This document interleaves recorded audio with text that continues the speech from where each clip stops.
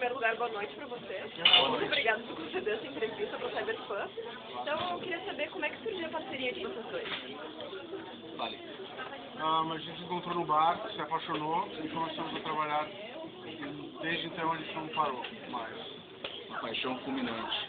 Não, na verdade é mais ou menos isso, porque a gente se conheceu num bar em São Paulo e fomos apresentados por um amigo em comum que é quadrinista também. Rafa estava procurando um parceiro para uma história em quadrinhos. Eu estava sem saber o que eu ia fazer em seguida, tinha acabado de publicar meu último livro.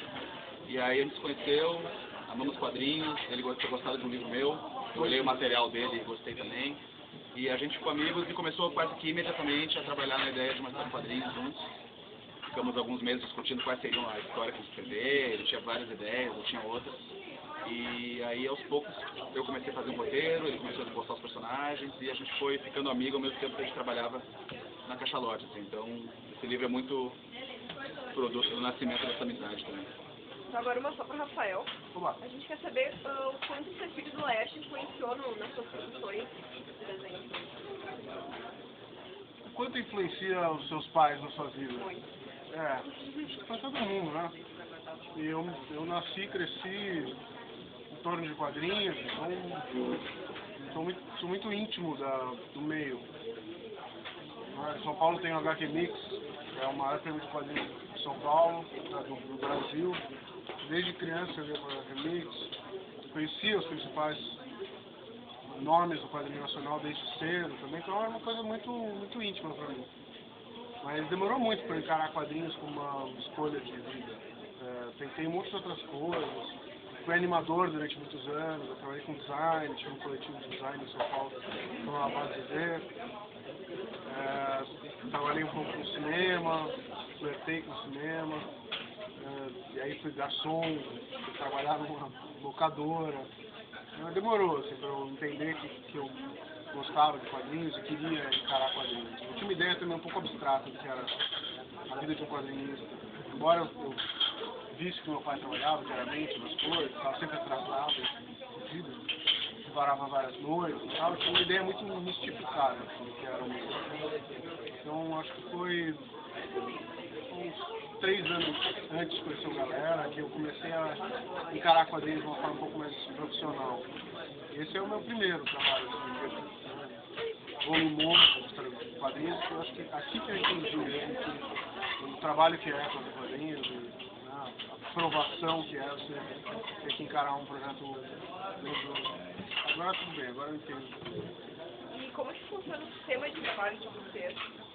O Daniel faz o roteiro e o Rafael faz os desenhos por cima, como é que funciona? A gente foi trabalhando, não teve assim, por exemplo, às vezes penso que eu escreveria o roteiro inteiro e aí depois eu passo o roteiro pronto pro Rafa e o Rafa desenha. Na verdade, não foi assim, né?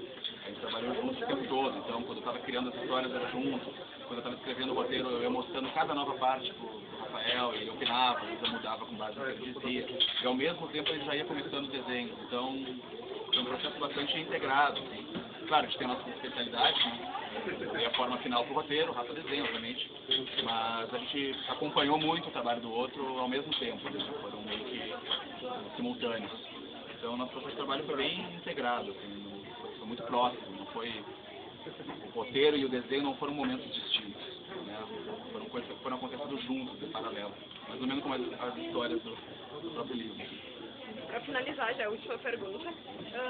Cachalote é o nome de uma das 6 histórias, né?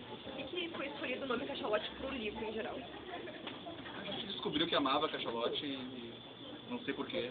Cachalote é o nome de uma das 6 histórias? É. Que história? Uma das 6 histórias do livro. É o nome do livro inteiro. Não. É uma das 6 histórias que fala sobre a baleia cachalote, sobre a relação com... Na verdade, a cachalote está em todas as histórias. Ela está simbolicamente em algumas, com uma presença... Ela não está literalmente ali, né? Você conversa com o tema de formas variadas. Eu acho que cabe ao leitor um pouco também procurar a cachalote nos textos e imagens da HQ. A ideia é que todos conversassem um pouco, seja simbolicamente, por se tratar de um animal gigantesco, ancestral, que vive nas profundezas, né? Pode ou não conversar com a identidade emocional do HQ, o tipo de o sentimento que os personagens sentem, ou por aparecer fisicamente na história. Mas a ideia é que ela esteja ali. Mesmo quando ela não está, procure. Ela tem um papel mais simbólico mesmo, isso aí. Ela não aparece muito, né? Ela aparece em 2 ou 3 histórias, mas não chega a ser um personagem, né? Eu acho que é uma presença assim, que acompanha o livro. E a gente botou ela na história um pouco por acaso. Acho que a gente começou a falar, começou a brincar um pouco, o livro ia ter um cachalote, ia chamar cachalote, e aquela brincadeira que acabou pegando, assim. E aí ficou. E a gente também, ao fazer o livro, teve que descobrir um pouco qual é a função da baleia. Assim. Mas acho que cada leitor tem que achar uma interpretação própria do cachalote da história. Muito obrigada. Legal, obrigado, agradeço.